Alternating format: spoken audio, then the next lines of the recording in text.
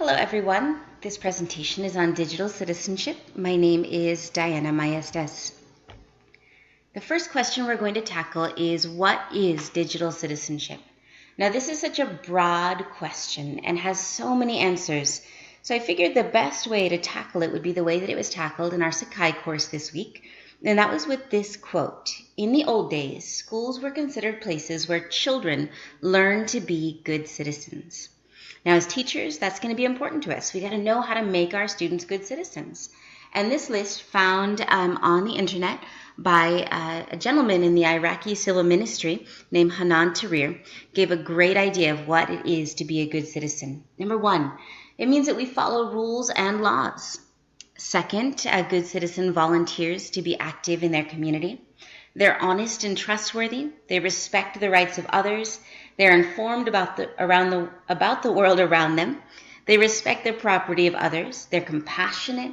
They take responsibility for their actions. They're a good neighbor. And they protect the environment. But anymore, it's not good enough to just create and help make good citizens. We also need our students and ourselves to be good digital citizens. So the list on the right on your screen gives an idea of what that looks like. Number one, good digital citizens are ethical and lawful users of technology. They're mindful of laws, they're mindful of rules, they're mindful of many things. Number two, they are effective consumers in the digital economy. Now, this economy that we are now living in is so much more complex. Not only do we have more goods at our fingertips, but we also have the possibility of dealing with things like illegal downloading, pornography, gambling, and this means even more responsibility in a digital economy. Number three, knowledge of digital rights and responsibilities. Good digital citizens have the ability to know about privacy, free speech, and how to use those things in a global network that is constantly connected. Number four is netiquette. It's a play on words between the internet and etiquette, or digital etiquette, if you will. And in this one, students really need to have the knowledge of what is appropriate conduct, what they should and should not say. Really, a good rule of thumb is if you wouldn't say it in person, you shouldn't say it on the internet. Number five, digital literacy and learning. Now, this is really important because in this day and age, we are learning in brand new ways. Just in this class, we're learning about open online courses, self-directed learning, and really that's the direction all learning is heading, which means a new understanding of digital literacy and learning is important to being a good citizen. Number six is digital communication knowledge. With this vast, ever-changing, and really open internet that we have, we need to know that constant communication means that we have to make appropriate decisions, and we need to be able to limit ourselves on internet use. We need to be able to teach our students to limit themselves, and so many other things. Number seven, good digital citizens also understand that digital access and equality of that access is not equal. That means that not everybody has the access that we do, especially here in America. But even within America, not all of our students have the same digital access. Not all of our own teachers have the same digital access. And being aware of that is part of being a good digital citizen. Number eight, digital health and wellness. This one is really interesting, one I didn't consider myself. Things like eye safety, repetitive stress syndrome, sound ergonomic practices. I don't know how many times I've heard students listening to music way too loud.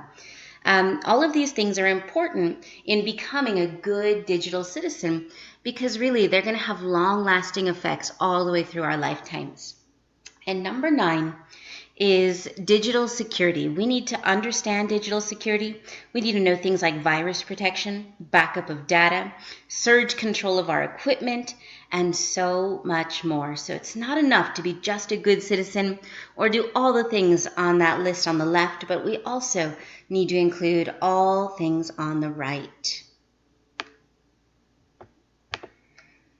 So what should we teach about using technology appropriately? So many topics: cyberbullying, digital citizenship, digital commerce, digital footprints, things like digital law, digital privacy, digital search and research, effective passwords, image copyright, There are actually 19 topics at teachhub.com, which is the link on the bottom of your screen, and it has a great list of things that we should consider as teachers. A reminder, we should be including these in every single subject: math, science, history, not just technology courses.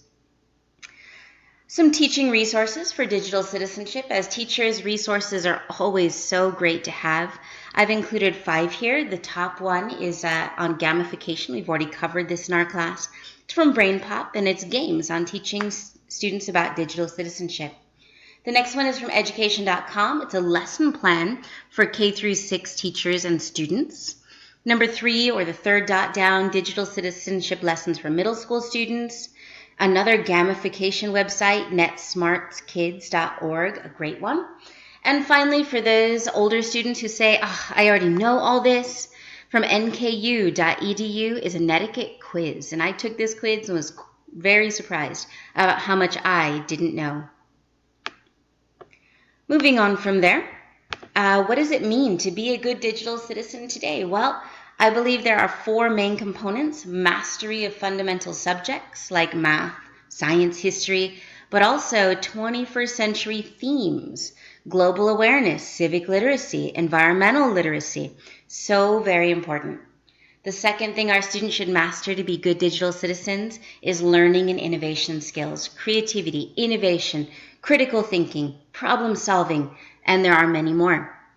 The third thing, they need to master information, media, and technology skills, which we've talked about through this entire presentation.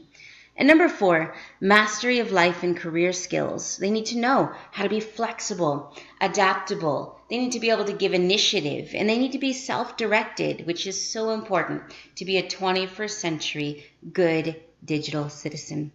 If you want more information, there's a really extensive list at p21.org, the link on the bottom of your screen. And the last slide here is going to be my references. I hope you got a lot out of this presentation. I hope you go back and use the resources available. Thanks. Have a great day.